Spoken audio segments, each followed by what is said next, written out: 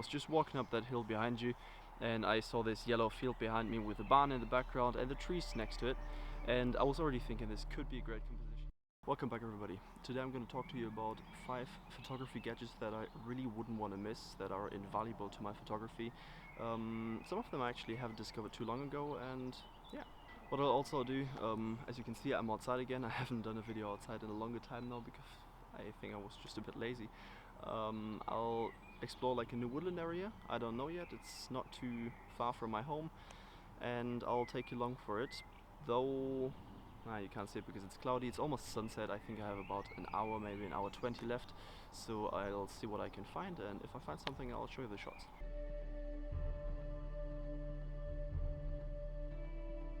Alright, let's talk about the first gadget that I really think is invaluable to my photography, which is an SD card reader.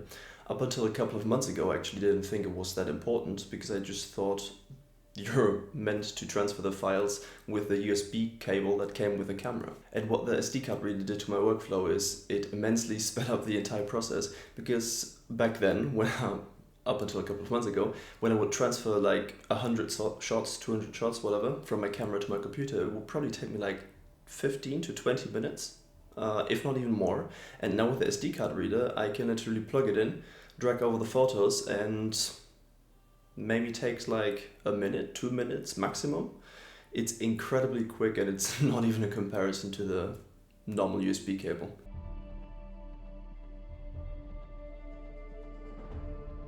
So the second item on the list is an L bracket, and I don't think there's too much to say about this. I think most of you already know what an L bracket is, and hopefully most of you already have one and use one.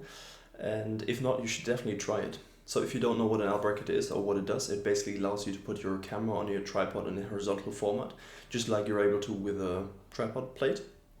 But it also allows you to put your camera on the tripod in a vertical format. And if you ever try to shoot a vertical shot, like portrait shot, with your camera on a tripod without an L bracket, it's a huge struggle to actually compose the shot. And yeah, like this struggle is completely gone with an L bracket, because you can literally put your camera on top of the tripod in a vertical format.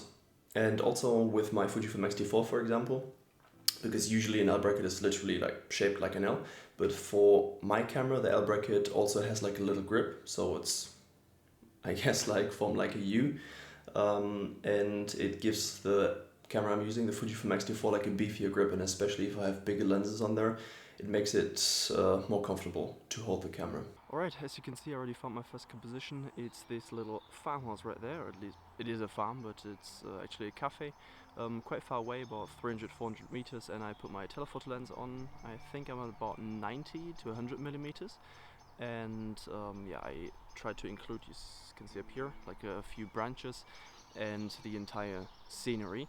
As I'm quite far away, I can still put all of that into my composition, even with a telephoto lens.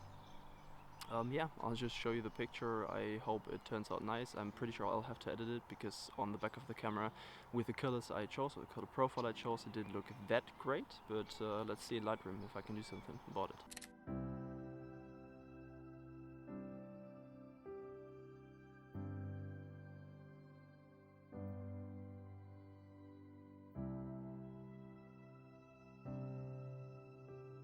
So let's talk about the third item on the list, which is an external hard drive.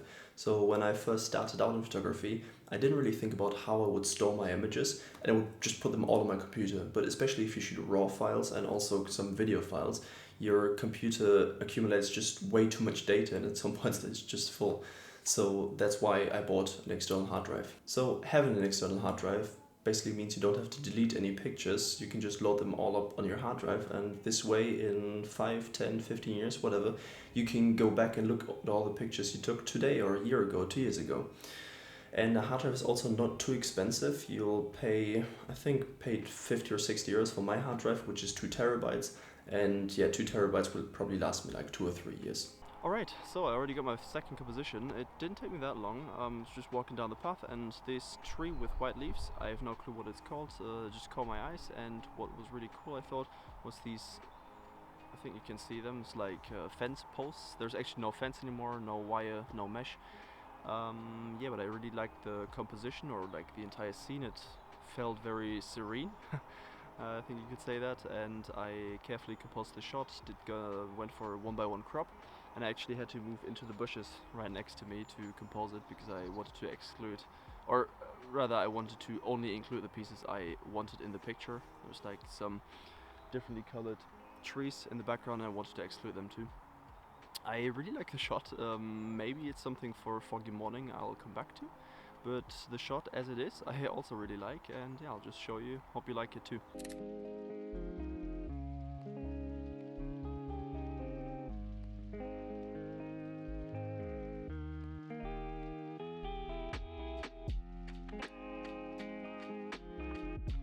So the fourth item on the list, clothing, is something I haven't really thought of before, but thinking about it now more and more, it's something that really makes sense to get, like a proper pair of shoes and pants that you only use for going out to take pictures and going out in nature.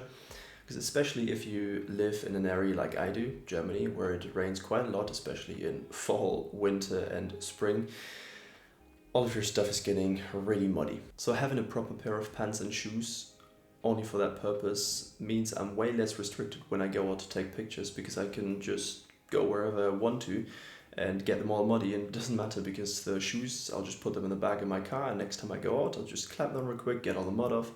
And for the pants, I just throw them in the washer and just use them next time I go out. And if they're a little dirty, it doesn't really matter because I only use them for that purpose.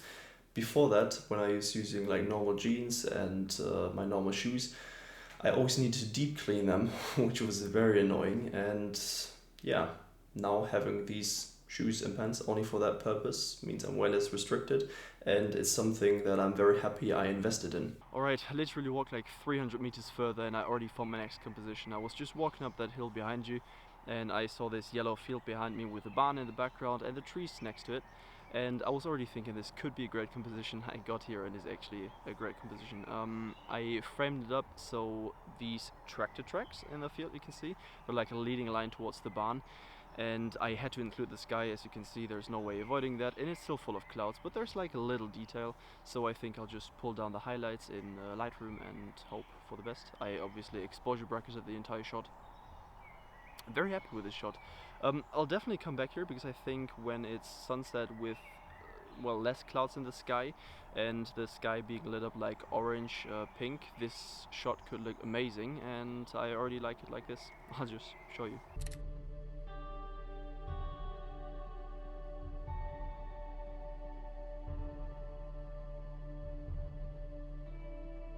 Unfortunately, I think this will have been my last shot for the day.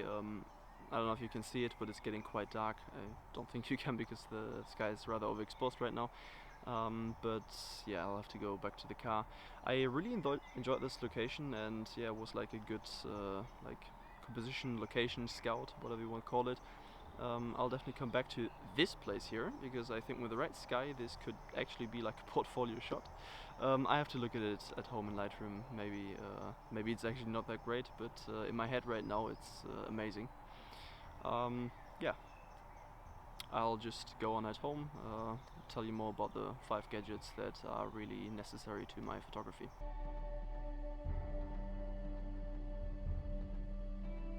So the last item on the list, it's very quick and easy, it's not expensive. You can get it for maybe 5 to 10 euros, which is a dust rocket, and it's probably going to save your butt more than once. Especially if you're out for a longer time and you have been careless with your sensor for a second or so and you get some dust or sand or whatever on there, you can just use the dust rocket to remove it. You don't need to blow on your sensor and risk getting moisture on there. Yeah, it's just a very quick and simple and cheap solution that is really invaluable to my photography. So this is it from me for today. Kind of a new format, going out again, shooting pictures while doing a video. I hope you liked it. Tell me in the comments down below, did you like any of the pictures I shot? I especially liked the last one. The two before were like good, but not the best. What do you think about the gadgets I told you about? Do you also have them, use them, like them? Do you think they're needed or not needed? Honestly, for me, they are invaluable to my photography and just help me improve my photography, and maybe it's something people don't really think about. Anyway, let me know in the comments down below. If you like this video, I'd appreciate if you give me a like. It really immensely boosts the algorithm and shows my video to more and more people, and if you want to see more of it, subscribe to the channel. Anyway, this is it from me for today. Have a good one. Bye.